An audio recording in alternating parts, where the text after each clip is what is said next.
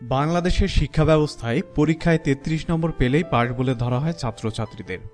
কিন্তু এই পদ্ধতিটা কিভাবে এলো, চলুন জেনে নেওয়া যাক ৩৩ নম্বরে পাস যেভাবে এলো।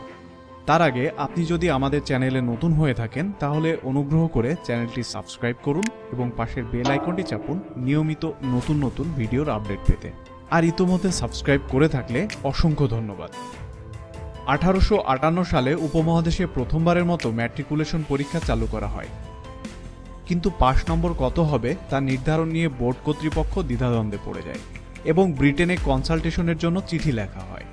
তখন ব্রিটেনে স্থানীয় ছাত্রদের জন্য পাস নম্বর ছিল 65। সে সময় ইংরেজ সমাজে একটা প্রচলিত ধারণা ছিল বুদ্ধি ও দক্ষতায় উপমহাদেশের মানুষ ইংরেজদের তুলনায় অর্ধেক। এরই ধারাবাহিকতায় ম্যাট্রিকুলেশনের পাস নম্বর 65 এর অর্ধেক 32.5 নির্ধারণ করা হয়। 1858 সাল হতে 1861 সাল পর্যন্ত পাস নম্বর 32.5ই ছিল। 1862 সালে তা গণনার সুবিধার্থে বৃদ্ধি করে 33 করা হয়। সেই থেকে এই 33 নম্বরই চলছে। ফেডারেল পাকিস্তানেও ছিল, বাংলাদেশেও তাই চলছে।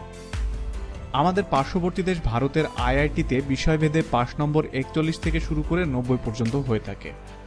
যুক্তরাষ্ট্রে এমআইটিতে বিষয়ভেদে 36 থেকে 45 নম্বর, এমনকি বাংলাদেশেও সিএ কিংবা সিএমএতে বিভিন্ন সময় বিভিন্ন পাস নম্বর নির্ধারণ করা হয়ে থাকে। ইউরোপের অনেক বিশ্ববিদ্যালয়ে পাসমার্ক কোর্স টিচার কোর্স শুরু করার আগে তা নির্ধারণ করে দেন। তবে আমাদের দেশের বিশ্ববিদ্যালয়ে অবশ্য পাসমার্ক এখন 40 এবং মেডিকেলে 60 মার্ক ধরা হয়।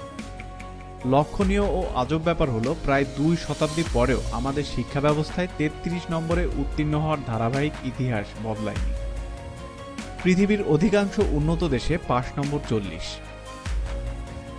ছোটদের জনপ্রিয় ছড়া রচনার অদ্ভুত সব ইতিহাস জানতে আমাদের এই ভিডিওটি দেখুন। ভিডিওটি সম্পর্কে আপনার মতামত কমেন্ট বক্সে জানান। ভিডিওটি ভালো লাগলে লাইক ও শেয়ার করুন এবং অবশ্যই আমাদের চ্যানেলটি সাবস্ক্রাইব করতে ভুলবেন না। পরবর্তী ভিডিওতে আবারও দেখা হচ্ছে, সে পর্যন্ত ভালো থাকুন, সুস্থ থাকুন, ধন্যবাদ।